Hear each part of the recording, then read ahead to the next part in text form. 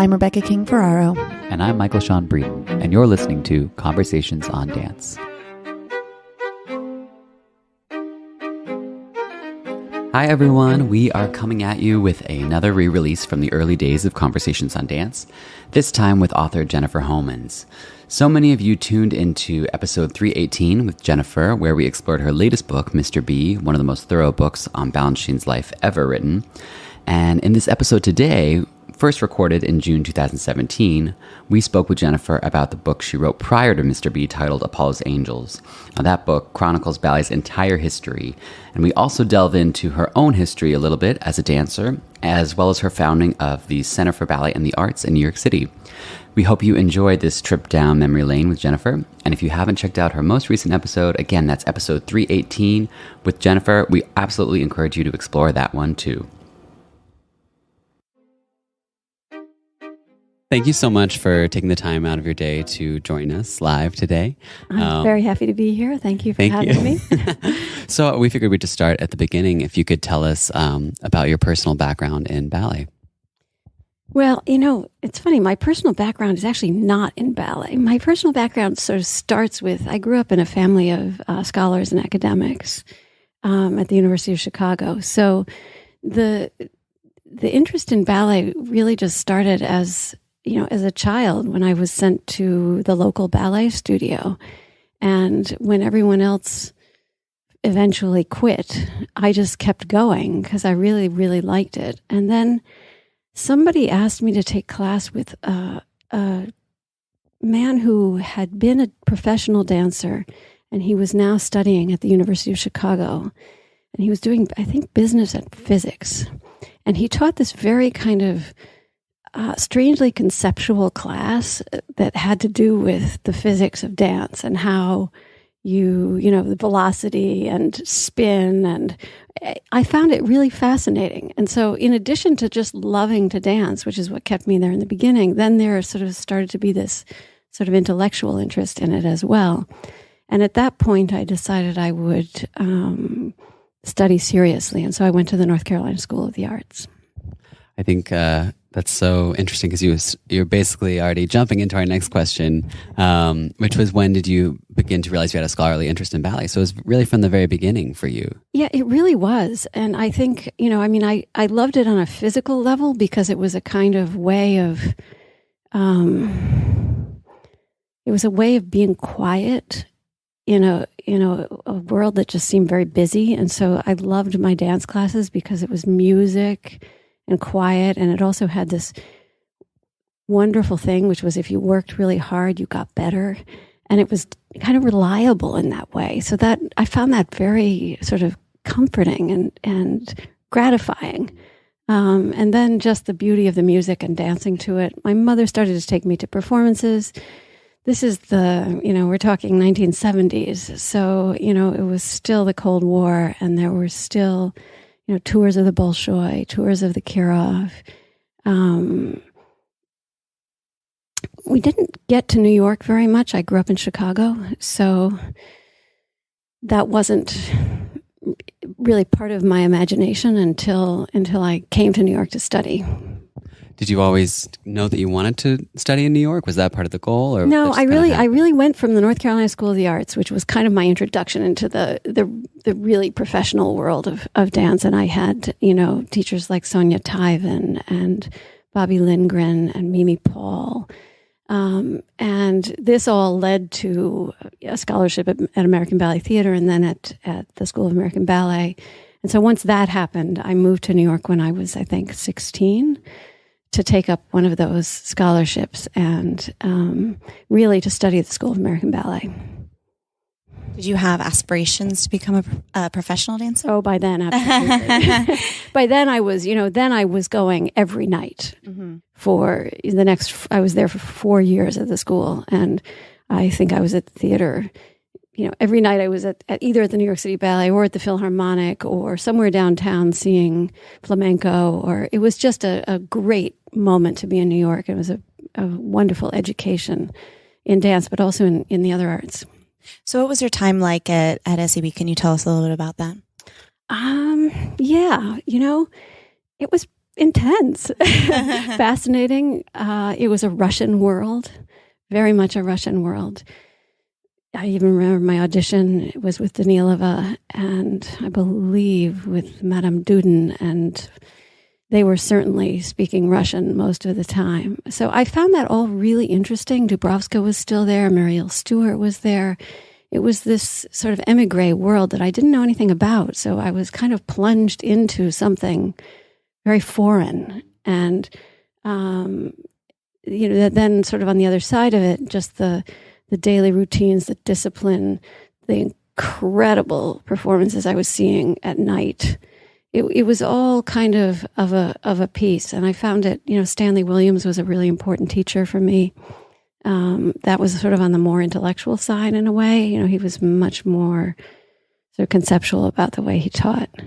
So this whole time you've obviously already been more attracted to the intellectual side of things. Were there other ways at this point in your student life that you were exercising that part of your brain? Well, I was like most dance students, I think, in the sense that I was taking a lot of classes every day.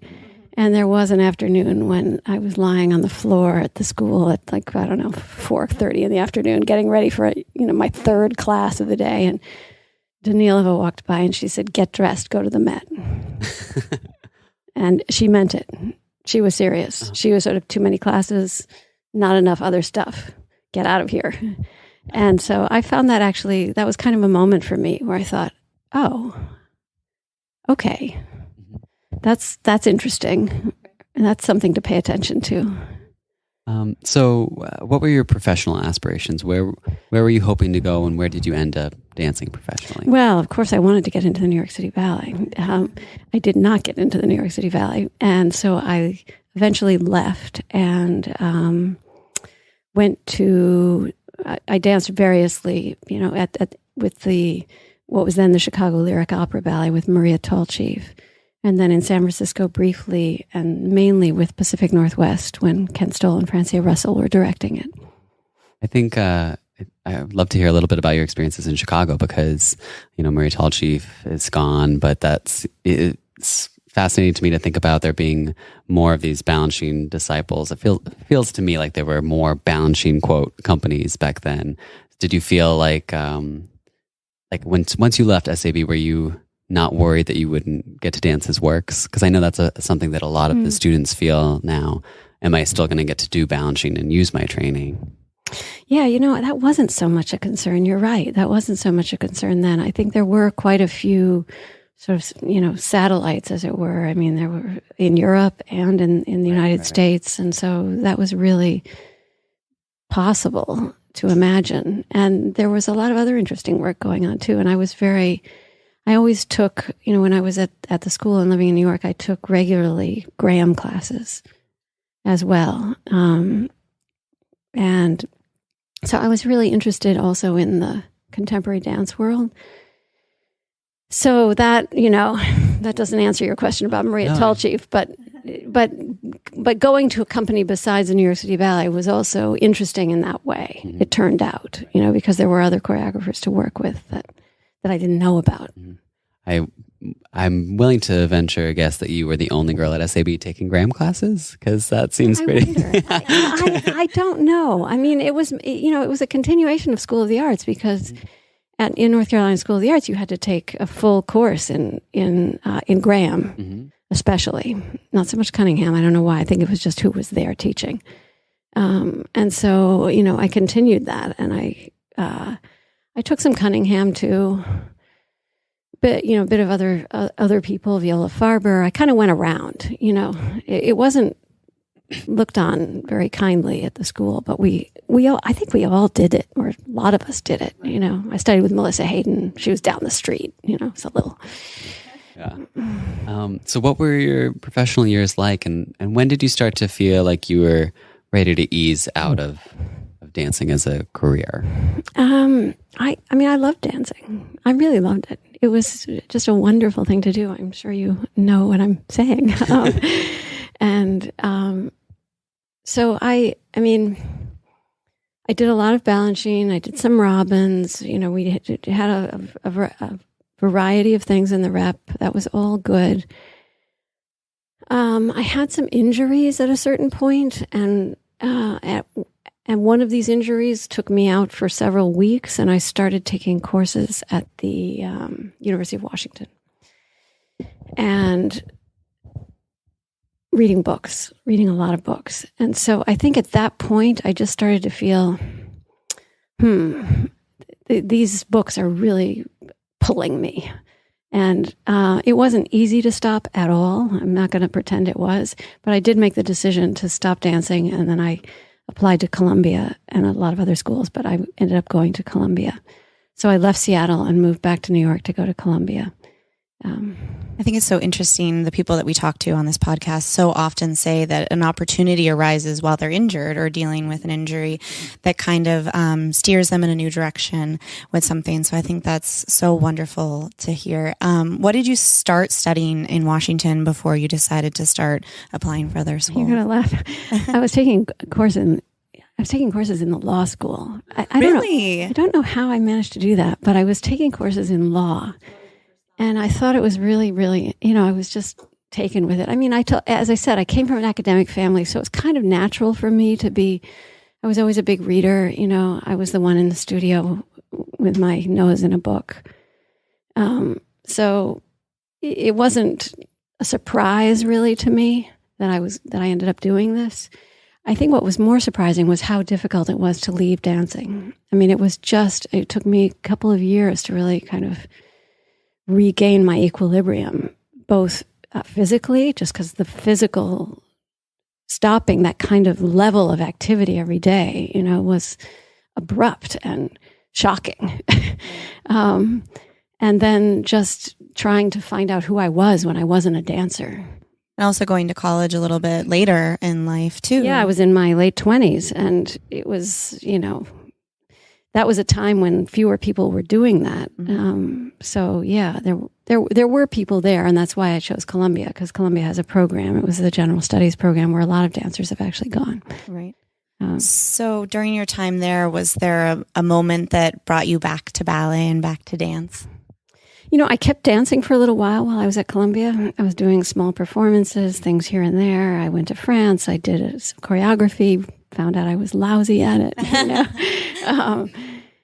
So then at a certain point, I really left dance and I studied French literature. And although I did, it's true that when I got to my senior year at Columbia, I did write a thesis on American social dance. So I was always sort of still interested in it. Then I worked for Jacques d'Amboise for 2 years for the National Dance Institute, not teaching, but writing. I was writing curriculum materials, and so I was already moving towards writing and away from the practice of dance. Mm-hmm. And then at that point, I decided to go to graduate school, and I embarked on a PhD in modern European history, at which point I really left dance for several years and thought I would not go back. And then ended up thinking, maybe I can bring this in. I kept going to performances. I was still interested in it. Mm-hmm. So it's interesting you were studying European history, because you would obviously soon after go on to be such an important scholar of ballet history, and the two certainly wed very nicely. So when did you start to do this sort of in-depth research, like kind of going deeper than maybe anyone in our generation had into our history, and what drove you to that? I mean, I think there were a couple of things that drove me to it. One was that when I was dancing myself, I always wanted to read a book about it. And I read a lot of books, and there were some good ones, but I never quite found the book that I wanted to read.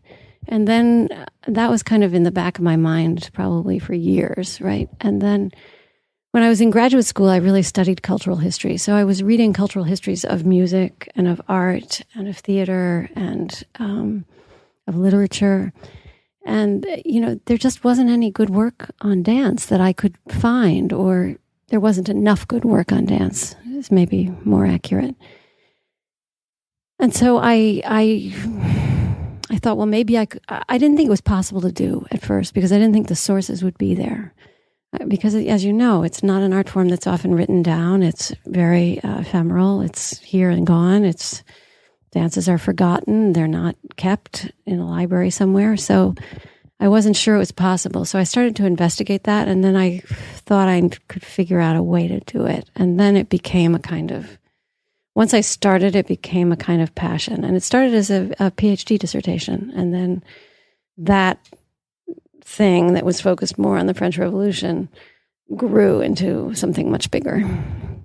So what were some of the sources you were exploring? We were saying, I doubt she just Googled things since, Yeah, no. This was really an archival project that took me, it was a 12-year project. So I started in the archives in Paris, so in the Paris Opera archives.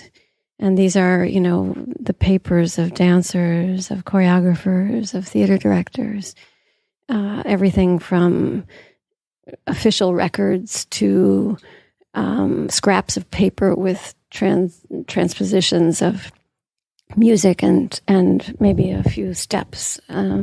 Sometimes whole classes written down longhand, but we're talking about 19th century. But do you speak French? I do speak French. Okay, that's what I was. I know you had said you studied French literature. So I studied French literature. I did French in high school and college. So I had reasonably good French, and then I taught myself some Italian in order to go into the Italian sources, which took some time. I did not teach myself Russian, but I did go to Russia and also both look in archives there and also interview people.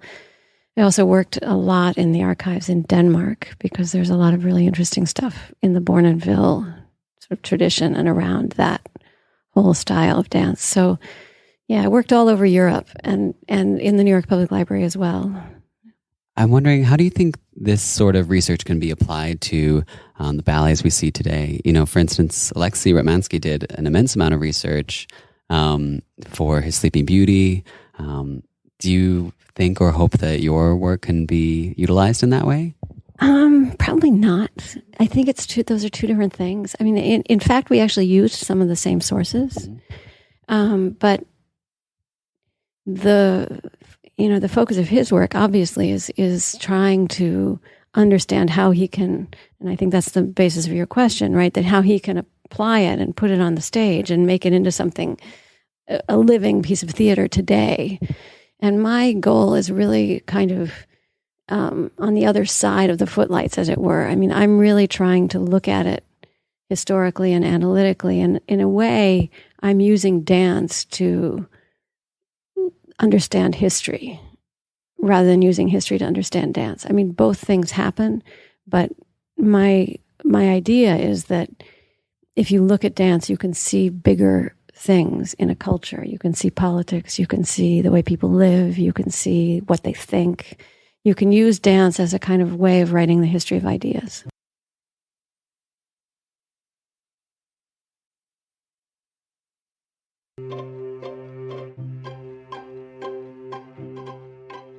What was some of the most surprising things that you found out throughout this process? There must have been a whole bunch of moments that were like you were in awe of something that you didn't expect. Yeah, for me, it was just a great adventure because I got to all the questions that I had about the art form, like, why are people even doing this strange stuff? So it was a way to actually, it was a bit like being a detective, and I would just go back into these archives and find these things. It was tremendously exciting. I mean, I remember walking down the street having these conversations with myself about this, and I was thinking, is anyone else in the world going to be interested in this? But for me, it was just a kind of riveting thing to look at the Renaissance documents and see where these origins were. Other people had done this before, but I hadn't. And so it was my way of coming to it and sort of bringing everything that I knew together. The most surprising stuff probably came from me in the really in the kind of Enlightenment and the Revolutionary period. Those sources were very interesting and not yet fully explored. So, for the latter half of the book on Russia and the U.S., I was using mainly other people's work for the Balanchine and Robbins sections, Tudor. I was using some primary sources as well, but I was also leaning very heavily on work that other people had done in order to sort of make a synthesis, so a history that brought all of that together instead of everybody doing specialized study. So my project was to try to bring it together in a way that would be, and this was important for me, that it be well written and accessible to and interesting, not just to dancers, but to a general public. So obviously a lot of people were interested in it. So can you tell us a little bit about how the book deal came about and when that happened throughout the process? So I guess the book came about really because somewhere along the way, back in 2001, I started writing for the New Republic as a critic. So that was a kind of different project of criticism and history related, but a little bit different just because I was looking at live performance and writing about it. But I wasn't writing about it on a day-to-day basis the way many critics are required to. I was really I was lucky. I had just a platform to write long pieces in which I use these pieces really to try to learn how to write the history of dance. Mm-hmm. And so, but doing that gave me a kind of body of work so that at the point at which I was also working on the book, publishers were interested. And at that point, I did get a contract to do the book. Mm-hmm. So something I think is very interesting that you already brought up, that dance, it's not often recorded on a piece of paper. We preserve it in our bodies. We have entire repertoires in our bodies. That's where we keep our information. So as dancers store information in our bodies and scholars do in their minds, did you ever have any part of your research that you sort of physicalized? Did you, did you have to try things out on your body to know what that was like? Because I feel like as a dancer, that's how we understand things. Yeah, I actually did do that. And one of my goals in writing the book was to try to tell the story from the point of view of the dancer. So not just as a critic looking from the outside, or even as a historian looking from the outside, but as somebody who was, what was it? One way to try to understand the ideas in dance is to actually do it and feel it physically, just as you were saying. Mm-hmm. So I did actually take some of the these scraps of paper with classes on them or notebooks with steps. And I hired a violinist to come, because some of the music was also there. And I'm not a musician. I'm not a trained musician. So I didn't really know what to do with that without some help. So I hired a violinist because they were using violin mainly. I spent some weeks in a studio just trying to put this stuff together. And that was actually incredibly informative, especially for the early 19th century stuff, because as you may know, the notations that we have for the 17th century are still legible to us today. So we can actually reconstruct those dances, which are older, more easily than the dances of the early 19th century. But by going into the studio, I was able to get a sense of really the kind of physical logic behind them. That's fascinating. So in the epilogue of Apollo's Angels, you declared that, we have to talk about it, where you declared that ballet is a dying art form, made quite... No. I said it may be. Maybe. I just got nervous because we did look it up. Okay. No. All right. That it may be a dying art form, made quite a splash within our community. So now 7 years later, do you still stand by that? And do you feel that the choreographers of today are making moves in the right direction to invigorate the art form? Okay, so this whole tempest, right, was really just the epilogue of the book, which, as you said, got a lot of attention and kind of in a way surprised me, because it's a 600-page book and the epilogue is the last 10 pages, right? But what it was really an effort to do was to look at the whole history of the art form from a historical point of view, and then just reflect a little bit on where we are today. And, my purpose in doing that was not to incriminate the art form or to say that the people doing it weren't doing it well, which I don't believe. I think dancers are incredibly devoted and serious about almost always about their art form. But really to try to say, okay, there have been times in the history of dance when ballet has gone into troughs, and it has not always been, the glory days. And so where are we now? And it did seem to me at the time that we were in something of a trough, and I don't think dance is alone in that. So it was an effort to really sort of ask the question, what is this art form to us today? And we're in the middle of, and we're now even more in the middle of it, but we were beginning it then, of a sort of massive social transformation, due in part to technology, but also to other things as well. And so the question was really, what does it mean? Why does it matter? What are we doing? How can we make it good? And that's not my role is to ask that question and to ask it in a historical context. It's the job of artists, right, to figure out what to do if they even think there's a problem. So, that was my goal in asking the question. And I did think that and I still think that the sort of contours of the society and the things that people are interested in often go against the sort of ethical foundations of what dance is about, or especially ballet is about, and the things it requires. I mean, just to take one thing, as you know, it takes, up to 10 years of very, very disciplined, serious study to even begin to really be able to participate in this art form. And, we live in a really fast-paced culture that wants immediate rewards. And so that's a kind of, where does that sit? Where does that fit? Why are people willing to devote that time? And why should they be willing to devote that time? Those all seem to me questions worth asking. Do I think it is that there are good people working then and now? Yes.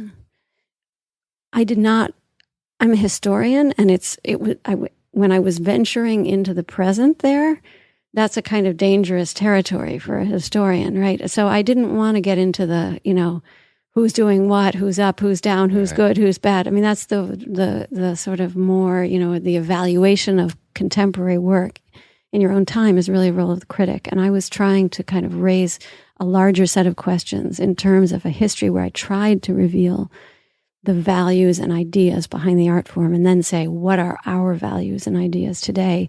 And do those support us going forward in a meaningful way?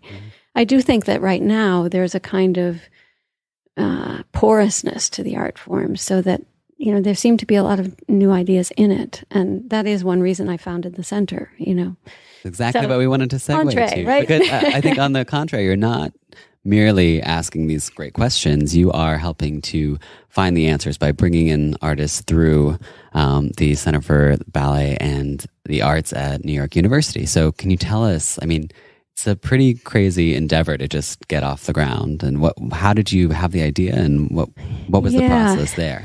Yeah, I guess the idea is really just to do something interesting. I'm not trying to save the art form. That's not my goal. I don't pretend to have that kind of insight or authority, but I'm just, I've devoted my life to this art form, really. I did it, and then I spent 15 years writing about it. And the reason that I started the center really was that it seemed to me always that there was a place for some combining of the world of knowledge in the academy and the knowledge that I found to exist also in the dance world. And I didn't really find, I suppose in a way it comes out of my own biography. I had been in both of these worlds, and I really couldn't find, the academic world in the dance world, and I really couldn't find the dance world in the academic. I couldn't figure out how they could go together. So that was really my idea, was how can each of these things help each other? And can they? So, I had some long conversations with the Mellon Foundation about this, and they offered me a very important grant to start this center, and NYU immediately jumped on board and offered a sort of in-kind support. And as you've seen, we have beautiful facilities, and That was, 5 years ago, at least. We've been open for 3 years, so it took quite a lot of planning. I spent a full year going sort of around the world, really, talking to people about what they thought the problems were and how this might offer something that doesn't already exist. So we're just a kind of, a think tank in a way, a research center, an institute where people can come both from the academy and from the world of dance and its related arts, from design, from music, from poetry, from, one of the beautiful things about ballet is that it does encompass so many of the arts, right? So that's something that we try to reflect here. We are trying to get people, and we have had a wide variety already, people working on projects. And the only requirement for coming here really is that you be interested in working on something that is related to ballet, even if it's not ballet itself. And the idea is also to bring people who aren't in the profession, full time as their only pursuit, but to broaden the scope of the inquiry, so that you're bringing in people who might not know as much, but bring other ideas, and so that we can all benefit from those. Can you tell us about some of the programs that the center has helped foster and which ones you have in store or would like to found in the future? Our core program is really our fellowship program. So that's in a way what I was just talking about, where we bring in somewhere between, I don't know how many, 15, it depends, variable fellows a year to New York to work here, and they come with a project, each one. And so we're all here and everybody's working on their project, but we're also sort of talking and learning from each other. So there's that. We also have a series of public programs. For example, we have the Lincoln Kirstein Lecture, which is an annual lecture. And the idea there is to bring in a sort of senior and major figure in the performing arts or in scholarship to talk about dance. So we had Helen Vendler, the poetry scholar at Harvard, did the first inaugural lecture. And last year we had Ian Bostrich come and talk about song and dance. And so that's the kind of idea behind that. We have a series of other public talks and programs that is a little bit more, depending on the moment. We did one on diversity with Ta-Nehisi Coates in a collaboration with him at the French Cultural Center.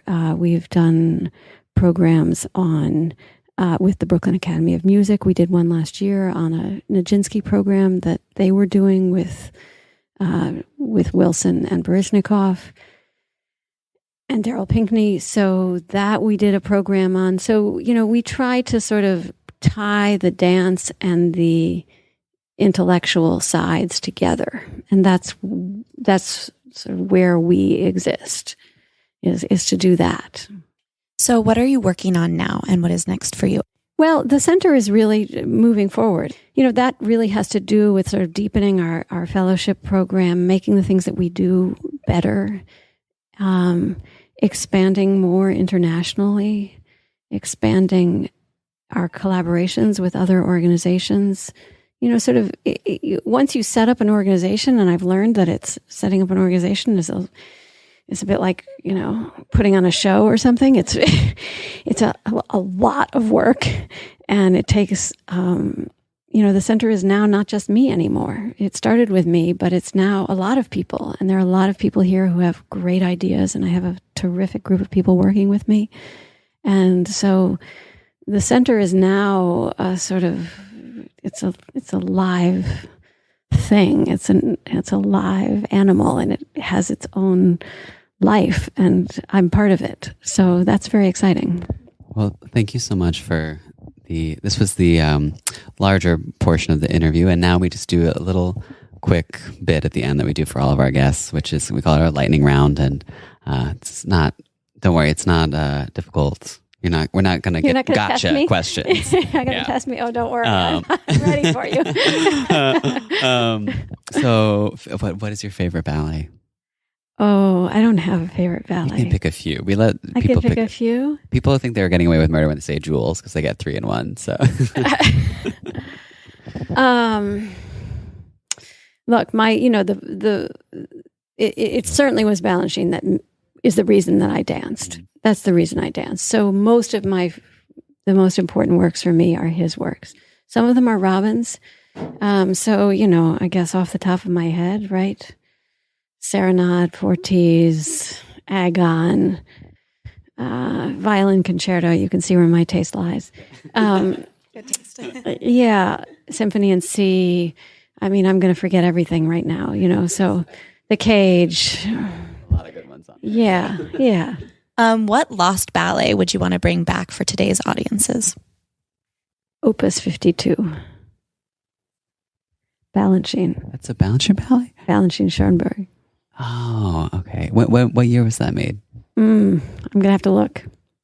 That's so good. I mean, I always say 7 Deadly Sins because that's... Well, that would be another high contender. Yeah, yes. I even looked into it a few years ago. I was this is a sidetrack. Because I found out that San Francisco Ballet had done it. Right. With Lou Christensen, I guess, doing some of and Cynthia Gregory did the Allegra Camp role. And I was like, okay, that means there are 2 sets of people in this world that know this ballet. Did they do it around the same period? It must have been just a few years later. I think they used the sets and costumes and everything. I had a moment where I really looked into this, but to no avail. No one remembers it. Right? I guess not. Yeah. Allegra remembers her part, but for some reason. And it was confusing if it was like Lou's choreography as well as Balanchine. Right. It was vague. Right. I know they sent like maybe Vita Brown or someone to help. I don't know. It was confusing. So something to consider. Yeah. I mean, look, to me, the whole issue of reconstructing ballets is really fraught because I'm not even sure that it's possible to do that. I mean, we do it, but really what we get is not the old ballet, but we get a contemporary interpretation of an old ballet. Right. And we don't even know what the text we're working from looked like. Right. All right. This is the last one. Your dream program for the center. If you have no budget at all, sky's the limit. What's the number one thing you would do here? I think we're doing what I would want to do. Yeah. I mean, sure, if we had tons more money, maybe we'd get into we'd be able to give more of it away. And that would be good because I think artists need time and they need space to think and to work. And that's what we're trying to give them. That's great. Well, thank you so much for your time. It was so great to chat with you here in your beautiful center. It really is beautiful. Thank you so much. Thank you so much for joining. Well, thank you for coming. Thank you for having me.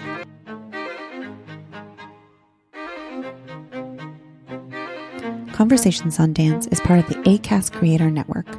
For more information, visit conversationsondancepod.com.